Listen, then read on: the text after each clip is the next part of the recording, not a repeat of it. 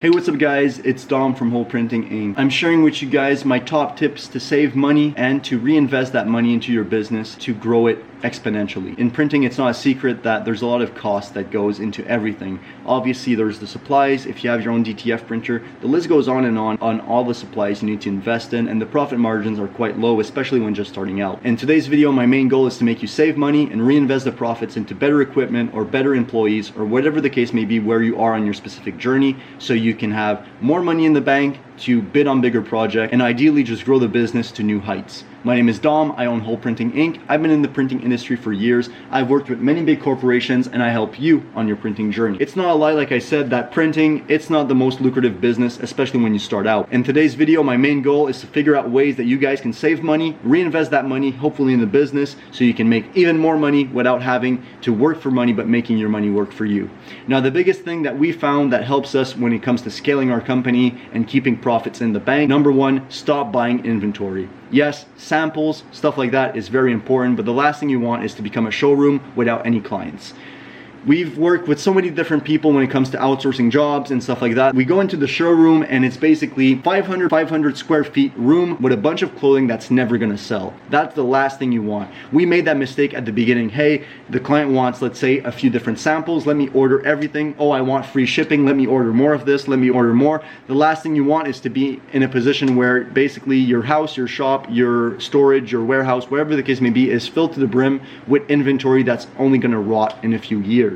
You want to be in a position where you structure your business so you don't have to have an immense amount of inventory. And guys, that also goes for supplies. Take a look at this. We have around probably 1 to 2 years of color, even if we're printing every single day. We have a bunch of ink. Film is always useful, powder is useful, but this ink, we need to use it or else it's going to become less effective, you know? And if I show you guys my inventory, this is what I'm talking about. This is perfect. This is our most popular models, right? It's the ATC black t-shirts, regular cut, and we have the ATC hoodies. We're actually missing a lot of ATC hoodies. These are gonna sell regardless. Are also another good example. We have a few different options of hats. So when a client comes, they have options. But if I were to show you my basement, I wouldn't even be comfortable showing you, just because for the pure amount of materials that there are in there. We have workwear, we have t-shirts, we have different brands of hoodies, we have women's clothing, we have Nike apparel. We have basically thousands and thousands of dollars just sitting there and potentially rotting if we don't sell them within a few years and they don't get used, you know? It's important also to take into consideration that yes, you might be having free shipping, having deals, but technically the only thing you're doing is taking money away from the business and putting it into storage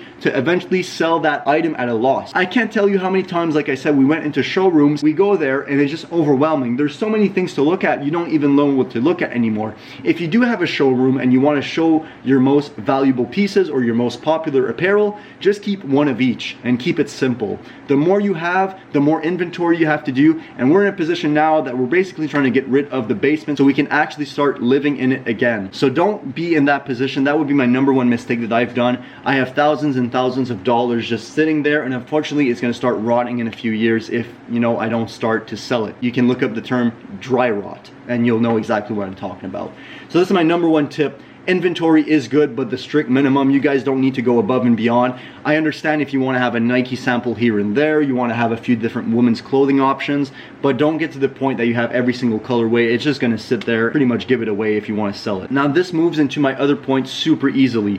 The number one thing you also want to make sure is, obviously you're going to have to pay for blank supplies for clients' orders, but the last thing you want is to be overpaying for shipping. This is also a big cost in printing in general. If you can put yourself in a position where the client already knows what they want, again, ideally only having a few samples that they can choose from, so they don't also become overwhelmed with options, and you're going to be in a position where you can actually go ahead, order the materials, ideally with free shipping, and you can batch orders together. Let's say client 1 wants 10 t-shirts, let's say client 2 wants 50 hoodies, examples, right? You batch that in all one order if you can agree on a deadline that works for the clients if they're not in a rush. If they're in a rush, you need to make sure that you're charging for shipping. You need to explain to them that you're not a warehouse, you do printing. The main goal, if they want it quicker, they're gonna have to pay a surplus for shipping. This is gonna offset the cost out of your pocket, and you can even make a margin on the shipping. So just make sure you make margins on everything. You make a profit on the t-shirt, you make a profit on the printing, you make a profit on the shipping. Anything that you pay out of pocket,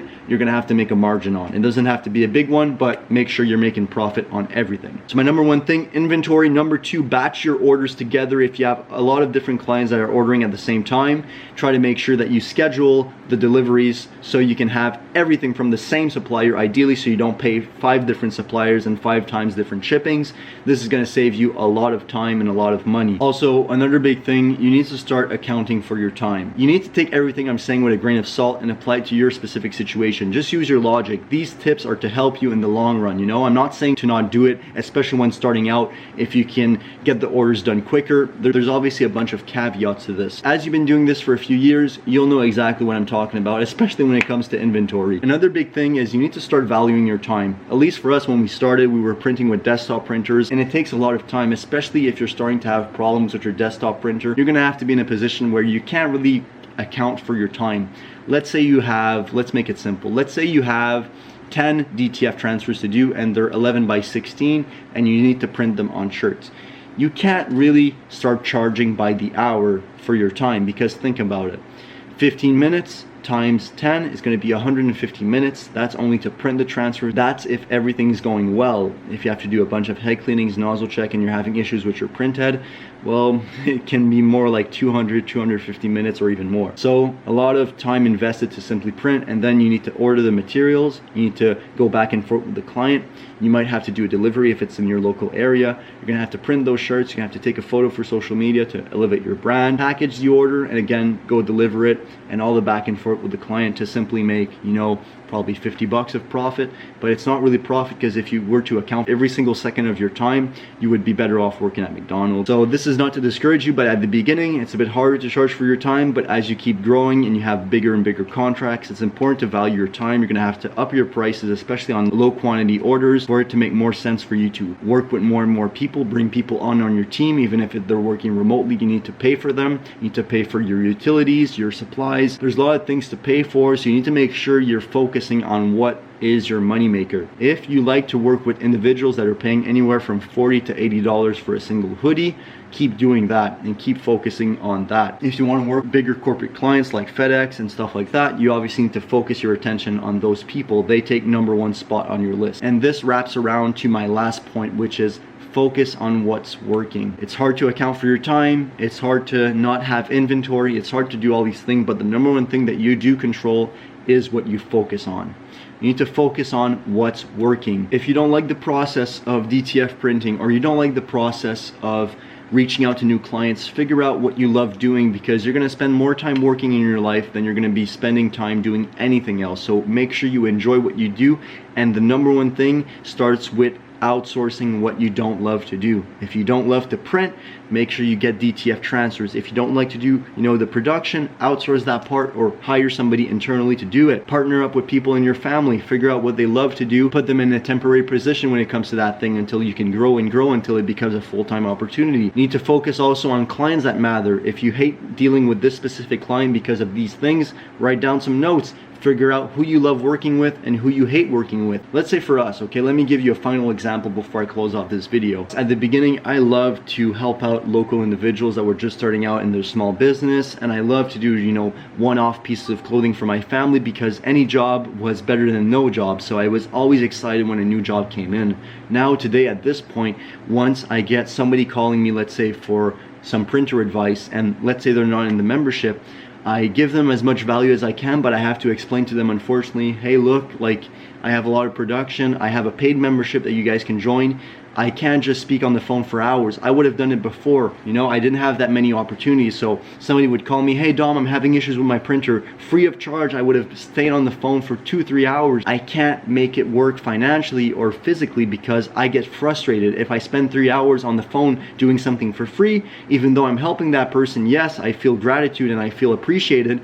However, it just doesn't make sense, and it's not fair for my girlfriend that's helping me full time, for my employee. It's not fair for anybody if I'm taking myself away from the business to help somebody for free. Same thing goes for family. If they want something, you know, custom printed t-shirts, whatever the case may be. Before I was excited, even if, let's say I was doing it for free or for little money, but now it's not always about the money either, guys. It's about purpose, but it comes down to if I'm putting my attention into this and I'm not feeling fulfilled and purposeful, it's not worth my time, and I need to value my time highly if I want to grow it to the next level. I owe it not only to myself but to my girlfriend that's been supporting me for years now. It's hard to be in this position where something you might have liked before is not worth the return on investment today. Another example would be, let's say people just want a simple hoodie, right? Before I would have been excited, but now I'm like, hey, it's gonna be this much. I know it's expensive, but we have to focus on the bigger contracts. You know, they're the ones that are actually paying our bills, making us be in a position that I can make these YouTube videos. Because let's say, guys, I was just helping everybody. Let's say I wanted to make $20 hoodies, right? For just like a big print here, a big print in the back. I'm spending an hour going back and forth with the client, sending them like 5 different mock-ups to make, let's say, $5. How can I make time to make these YouTube videos? Because yes, I would have a lot of orders of simple hoodies and stuff, but every client's need is different, and I wouldn't have time to make YouTube videos. I wouldn't have time to help you guys with your DTF problems. And let's say my membership was 100% free. I would have people calling me every single day of the week, every single hour of the day, and I would be in a position where I'm frustrated to work on it because my personal life, my professional life is not being valued. Make sure you value yourself, and make sure you put yourself in a position where you can make profit for your work so you can reinvest your time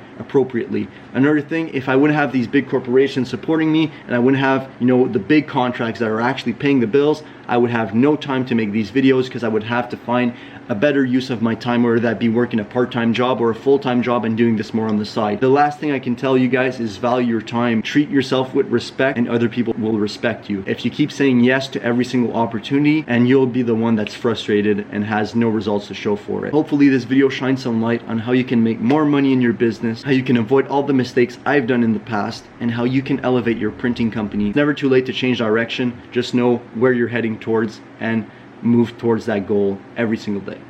I hope you guys found this video somewhat insightful and helpful. If you did, make sure to leave a like, comment down below, and subscribe if you're new.